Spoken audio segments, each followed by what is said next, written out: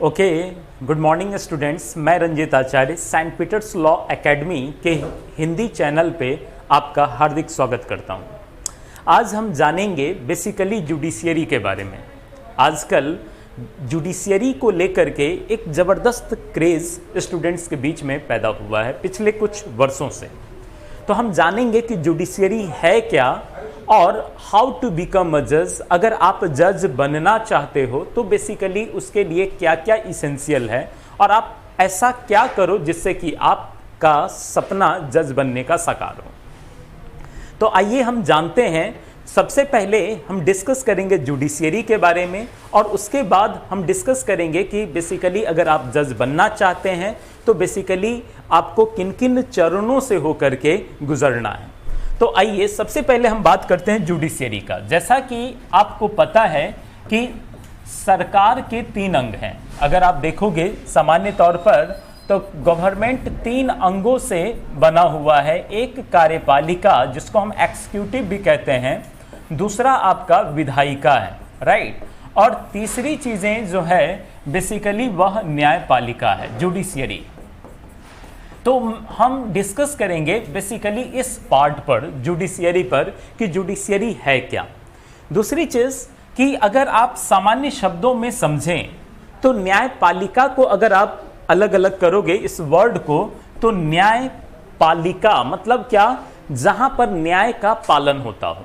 अगर आप देखेंगे तो सरकार का जो तीसरा आधार स्तंभ है, इस स्तंभ पर लोगों को काफी उम्मीदें रहती है और बेसिकली चूंकि न्याय प्रदान करने वाली यह अंग है सरकार की तीसरी अंग, तो इस वजह से इसके पीछे न्यायपालिका में आजकल जो स्टूडेंट्स का क्रेज, जिस तरीके से एक जमाने में मेडिकल और इंजीनियरिंग के प्रति क्रेज था स्टूडेंट्स का, ठीक उसी तरह से पिछले 2-3 वर्षों में न्यायपालिका को लेकर के स्टूडेंट्स का झुकाव काफी बढ़ा है। और उसमें भी न्यायपालिका में बेसिकली स्टूडेंट्स, ऐसे स्टूडेंट्स जो LLB कर रहे हैं या LLB कर चुके हैं, बेसिकली वह जज बनना चाहते हैं।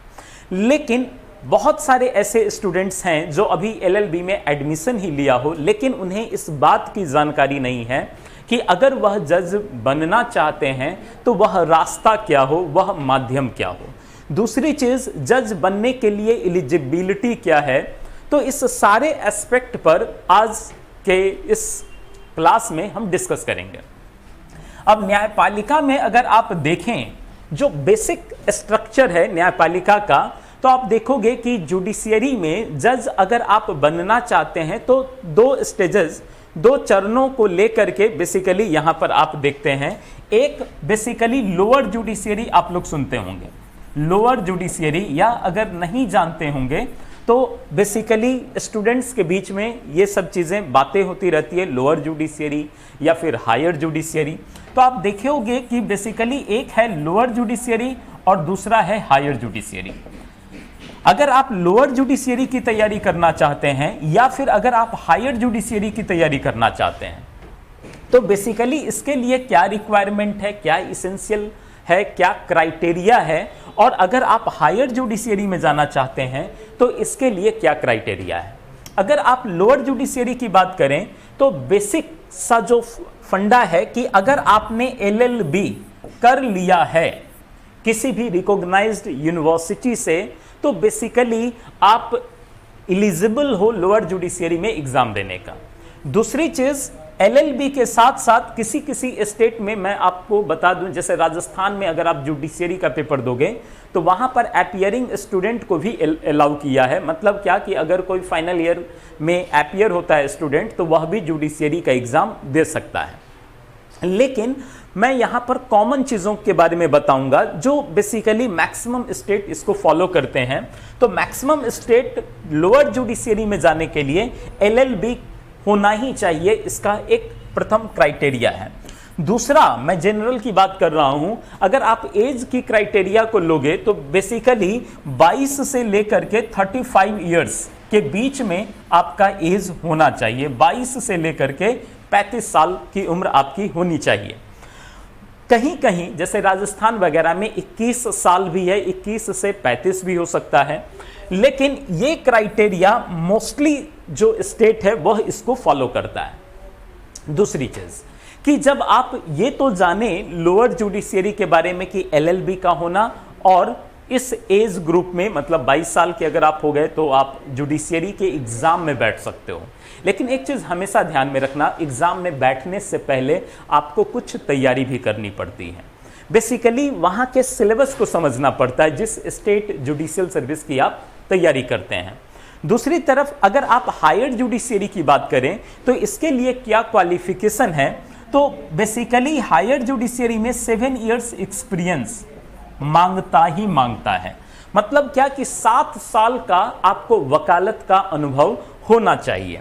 तो सबसे पहला एक्सपीरियंस इसमें केवल LLB, इसमें कोई एक्सपीरियंस मांगता नहीं है। लोअर जुडिशियरी में अगर आप जाना चाहते हो तो बेसिकली किसी भी एक्सपीरियंस का कोई रिक्वायरमेंट नहीं है। लेकिन अगर आप हायर जुडिशियरी में जाना चाहते हैं तो बेसिकली आपके पास 7 इयर्स एक्सपीरियंस होना चाहिए। दूसरी चीज कि अगर एज की बात करें, वर्तमान में जो व्यवस्था बनी हुई है उसके अकॉर्डिंगली सामान्य तौर पर 35 से लेकर के 45 तक का एज होना चाहिए। मतलब क्या कि इसमें मिनिमम एज 35 निर्धारित की गई है, और इसमें मिनिमम एज अगर देखा जाए तो बेसिकली 22 निर्धारित की गई है।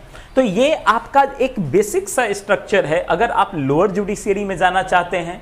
दूसरा, अगर आप हायर जुडिशियरी में जाना चाहते हैं तो हायर जुडिशियरी के लिए बेसिकली आपको 7 साल वेट करना पड़ेगा, चूंकि 7 इयर्स एक्सपीरियंस होना चाहिए। दूसरी चीज कि आपके पास कम से कम एज 35 होना चाहिए। इसके अलावे लोअर जुडिशियरी अगर बाय द वे आप निकलते हो तो यहां पर लोअर जुडिशियरी में जो आपका अपॉइंटमेंट होता है वह होता है बेसिकली जुडिशियल मजिस्ट्रेट से सिविल जज जूनियर डिवीजन का एक पद निकलता है। तो सिविल जज जूनियर डिवीजन, इसमें जो पद निकलता है लोअर जुडिशियरी का, वह इस पद के लिए निकलता है सिविल जज जूनियर डिवीजन। मैं शॉर्ट में लिख दे रहा हूं, सिविल जज जूनियर डिवीजन JD। दूसरी तरफ अगर आप हायर जुडिशियरी की बात करें तो हायर जुडिशियरी में आपका जो अपॉइंटमेंट होता है वह होता है ADJ से, राइट। दोनों बेसिकली बहुत अच्छा प्रॉस्पेक्ट है ऐसे स्टूडेंट्स जो लॉ अभी करना चाहते हैं या जो लॉ कर रहे हों, या ऐसे स्टूडेंट जो LLB करके बेसिकली अपने फ्यूचर को सिक्योर करना चाहता है, वो जानना चाहता है कि बेसिकली मैं किस फील्ड में जाऊं और कैसे अपने कैरियर को बेसिकली एक अरेंज करें। तो इस संदर्भ में आप देखोगे कि लोअर और हायर, लेकिन मोस्टली जो स्टूडेंट है, मोस्टली स्टूडेंट लोअर जुडिशियरी की तैयारी करते हैं। तो इस संदर्भ में अगर बात की जाए लोअर जुडिशियरी की, तो ये तो हमने बेसिकली क्वालिफिकेशन के बारे में बताया कि लोअर जुडिशियरी और हायर जुडिशियरी के लिए क्या क्वालिफिकेशन है। इसमें जो पद निकलता है, जैसा कि मैंने कहा कि सिविल जज जूनियर डिवीजन का पद निकलता है। अब इस सिविल जज जूनियर डिवीजन की अगर बात की जाए, सिविल जज जूनियर डिवीजन की बात की जाए, तो सबसे मेन क्वेश्चन होता है कि सपना हर कोई देखता है और देखना भी चाहिए। ड्रीम को देखना हमेशा अच्छी बात है, लेकिन ड्रीम को साकार करने के लिए, आप अपने ड्रीम को पूरा करने के लिए आपको बहुत सारे मेहनत करने पड़ते हैं, और मेहनत से भी ज़्यादा ज़रूरी है आपका स्मार्ट स्टडी, स्मार्ट प्रिपरेशन। एक ज़माने में बेसिकली कहा जाता था कि आप मेहनत करो, ऐसे मेहनत करोगे, वैसे करोगे, इतने घंटे पढ़ोगे तो आप बेसिकली सिलेक्ट हो जाओगे। लेकिन आज के डेट में बेसिकली मेहनत तो है ही, लेकिन साथ के साथ स्मार्ट स्टडी भी होनी ही चाहिए, तभी आप बेसिकली जुडिशियरी को आसानी से क्लिक कर पाओगे। आप आसानी से किसी भी स्टेट जुडिशियल सर्विस एग्जामिनेशन को आप निकाल पाओगे, प्रीलिम्स, मेंस और इंटरव्यू। तो यहां पर अगर जिनका भी सपना सिविल जज जूनियर डिवीजन में जाने का है, जिनका भी सपना बेसिकली सिविल जज बनने का है, तो यहां पर अगर देखा जाए तो बेसिकली 3 स्टेजेस एग्जाम होता है। एक प्रीलिम्स, दूसरा अगर बात करें तो आप देखेंगे मेंस, और तीसरा अगर बात करें तो आप देखेंगे इंटरव्यू, राइट। ये सबको बेसिकली जब आप जुडिशियल सर्विस की तैयारी करना प्रारंभ करोगे तो बेसिकली 3 स्टेजेस एग्जाम से आपको बेसिकली गुजरना होगा। लेकिन मेन चीज अगेन, प्रीलिम्स की तैयारी कैसे की जाए, आखिर क्या हो जिससे कि आपका प्रीलिम्स निकल जाए। दूसरा क्वेश्चन, बहुत सारे स्टूडेंट जो प्रीलिम्स निकाल लेते हैं उनका मेंस नहीं निकलता है, तो फिर मेंस का प्रिपरेशन किस प्रकार से की जाए। ऐसे भी बहुत सारे स्टूडेंट हैं जिनका मेंस बहुत अच्छा होता है लेकिन उनका प्रीलिम्स नहीं निकलता है। इसके अलावे आप देखेंगे बहुत सारे ऐसे भी स्टूडेंट हैं जिनका प्रीलिम्स भी अच्छा है, मेंस भी अच्छा है, लेकिन इंटरव्यू नहीं निकल पाता है। तो आखिर क्या है इसके पीछे वजह, आखिर आप तैयारी कैसे करें प्रीलिम्स, मेंस और इंटरव्यू का।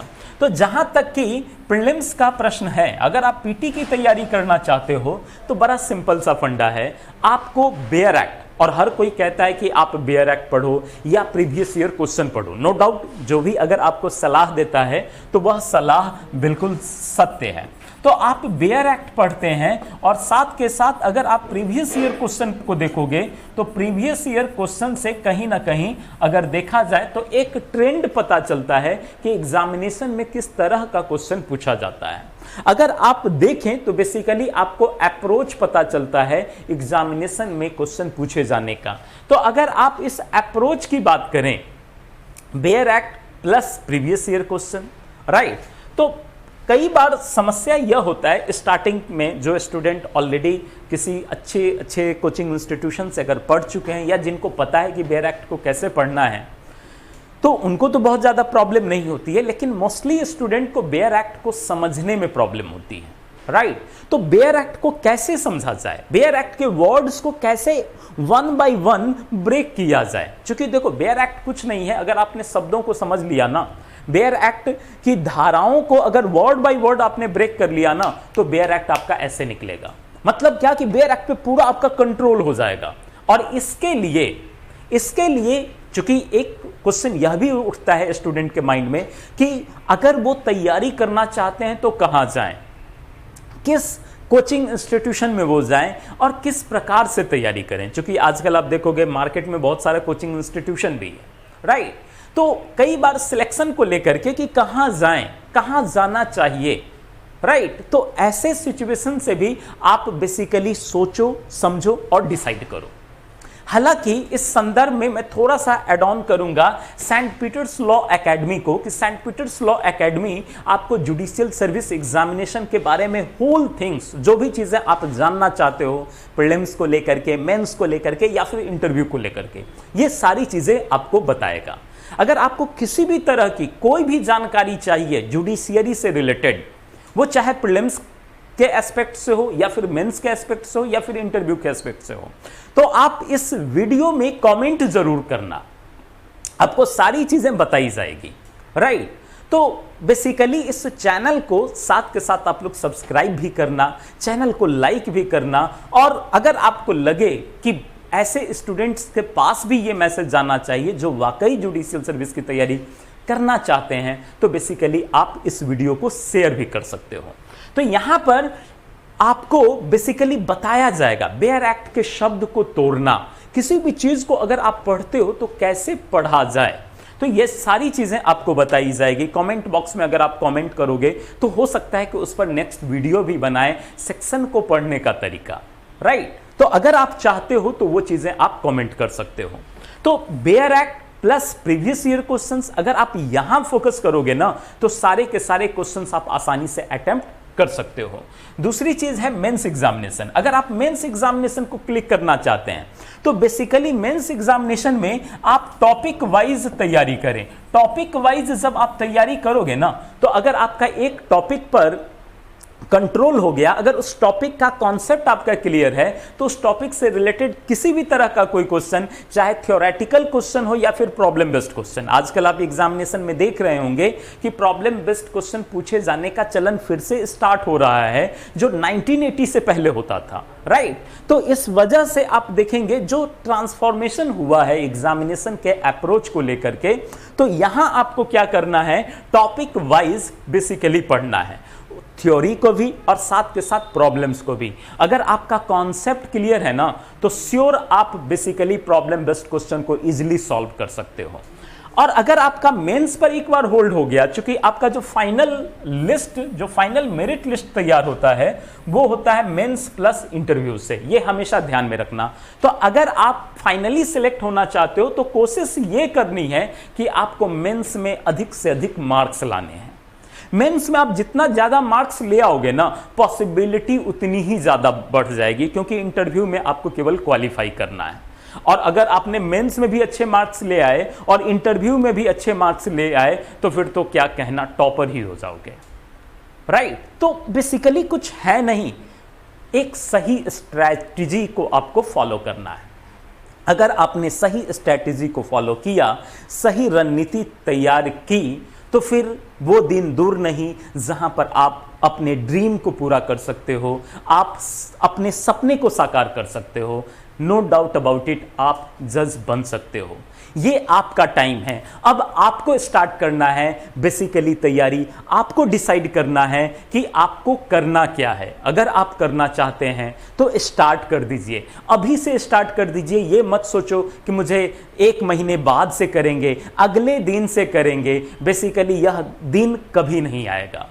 तो वर्तमान में ही, आज के डेट में ही बेसिकली आपको डिसाइड करना है कि आपने करना क्या है। अगर आप करना चाहते हैं तो स्टार्ट करो, हम सब आपके साथ हैं। Thank you so much. और इस वीडियो को जरूर आप लोग लाइक करना, शेयर करना, और साथ के साथ कोई भी प्रॉब्लम्स हो तो कमेंट करना। आप सबको देखने के लिए और साथ के साथ सुनने के लिए बहुत बहुत धन्यवाद। Thank you so much.